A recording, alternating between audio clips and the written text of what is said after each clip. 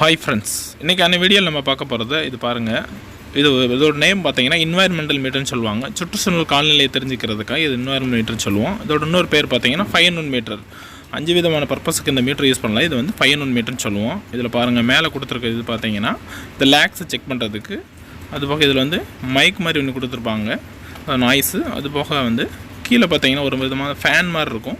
இது வந்து ஏர் வென்டிலேஷனை செக் பண்ணுறதுக்கும், இது டெம்பரேச்சர் செக் பண்ணுறதுக்கு இதில் தெர்மோகப்பிள் கனெக்ட் பண்ணி டெம்பரேச்சர் செக் பண்ணிக்கலாம். இப்போ வந்து இந்த மீட்டர் யூஸ் பண்ணி எப்படி செக் பண்ண போகிறத பற்றி அந்த வீடியோவில் பார்க்க போகிறோம். ஃபஸ்ட்டு வந்து டெம்பரேச்சர் பார்க்க போகிறோம். இப்போ இந்த இடத்துல இருக்க டெம்பரேச்சர் பார்த்தீங்கன்னா 28.9ன்னு காட்டுது.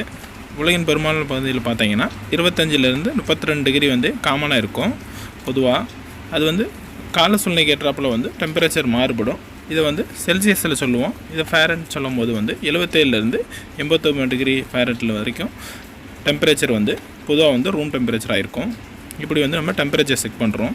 பாருங்கள், இப்போ இருக்கிற டெம்பரேச்சர் 28.9 டிகிரி செல்சியஸில் காட்டுது. அதே மாதிரி நம்ம டெம்பரேச்சர் செக் பண்ணும்போதே RH செக் பண்ணுவோம். RHன்றது ரூம் ஹுமிடிட்டின்னு சொல்லுவோம். ரூம் ஹுமிடிட்டின்னா ஒன்றும் கிடையாது, காற்றில் உள்ள ஈரப்பு தான் சொல்லுவாங்க. இப்போ பார்த்தீங்கன்னா 82.9 வந்து இந்த இடத்துல இருக்குது.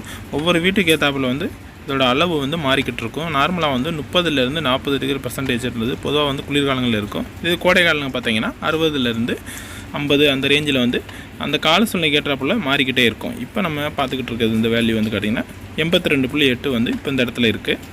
நெக்ஸ்ட் வந்து தேர்ட் ஒன்று என்ன பார்க்க போகிறோன்னா ஏர் வென்டிலேஷன். ஏர் வென்டிலேஷன் எப்படி செக் பண்ணுவோன்னா, இந்த பார்த்தீங்கன்னா கீழே பார்த்தீங்கன்னா இந்த ஃபேன் ஒன்று பார்த்தீங்கன்னா சுற்றுது பார்த்தீங்களா. இது வந்து நான் ஓப்பனில் இருக்க ஏரில் காட்டும்போது இந்த ஃபேன் சுற்றுறதுக்கு ஏற்றாப்புல இதில் வந்து ஒரு ரேஞ்சு காட்டும். இப்போ நம்ம ஊதி காட்டுறதுனால இந்த ரேஞ்ச் வந்து மாறுது.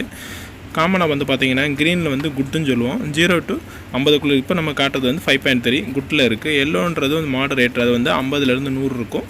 ஆரஞ்சுன்றது வந்து 101லேருந்து 150 இருக்கும். ரெட்டுன்றது அன்ஹெல்த்தி, அது வந்து 151லேருந்து 200 டிகிரியில் காட்டும். இப்போ நமக்கு வந்து குட்டில் இருக்குது.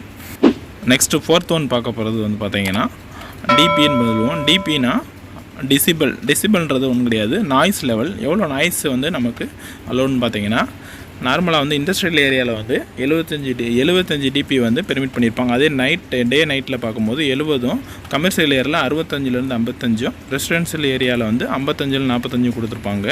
அதில் வந்து ஸ்டாண்டர்டாக வந்து நம்ம இந்தியாவில் வந்து 55 டிபி வந்து அலோடு. அந்த அளவுக்கு தான் நமக்கு வந்து சவுண்ட் வந்து இருக்கணும். இப்போ நம்ம வந்து பேசிக்கிட்டு இருக்கனால வந்து சவுண்ட் மாறிக்கிட்டே இருக்குது. நம்ம வந்து பேசாமல் செக் பண்ணும்போது வந்து கரெக்டாக வந்து நமக்கு அந்த ரேஞ்சுக்குள்ளே தான் 55க்குள்ளே தான் வந்து மெயின்டைன் ஆகும். பாருங்கள், டிபின்றது இந்த சைடில் வந்து மென்ஷன் பண்ணியிருப்பாங்க, தெரியுதுங்களா. டிபினா டெசிபல், நாய்ஸ் லெவலை செக் பண்ணுவோம். ஃபோர்த்து தான் வந்து நாய்ஸ் லெவலை செக் பண்ணுறோம். நெக்ஸ்ட்டு லாஸ்ட் ஒன்று வந்து 5th வந்து லேக்ஸ்னால் வந்து ஒளி, அதாவது எவ்வளோ வெளிச்சம் இருக்கணும் அப்படின்றது ஒவ்வொரு இடத்துக்கு ஏற்றாப்பெல்லாம் மாறுபடும்.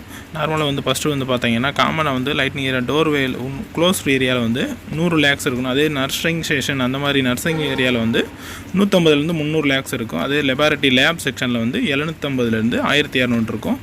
நைட் லூமினேஷன் வந்து 1 இருக்கும். அதாவது ப்ராசஸ் கண்ட்ரோல் ரூம் அந்த மாதிரி ஏரியாவில் வந்து பார்த்திங்கன்னா 300 லேக்ஸ் காட்டணும். அது வாக்கிங் நடப்பாதை அந்த மாதிரி ஏரியாவில் வந்து 50 லேக்ஸ் இருக்கணும். அதாவது ஸ்டடி, அதாவது இன்ஜினியர் ட்ராயிங் பண்ணுற இடத்துல வந்து 750, எக்ஸாமினேஷன் ஹாலில் வந்து 200 இருக்கணும். அவுட்டோரில் வந்து சன்லைட்டில் வந்து பார்த்திங்கன்னா 10,000 லேக்ஸ்னு வந்து காட்டும்.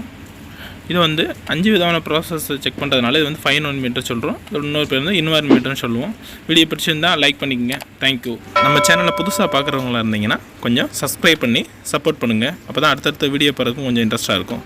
ஓகே ஃப்ரெண்ட்ஸ், மீண்டும் இது போன்ற அடுத்த பயனுள்ள வீடியோக்களை சந்திக்கிறேன். நன்றி, தேங்க்யூ.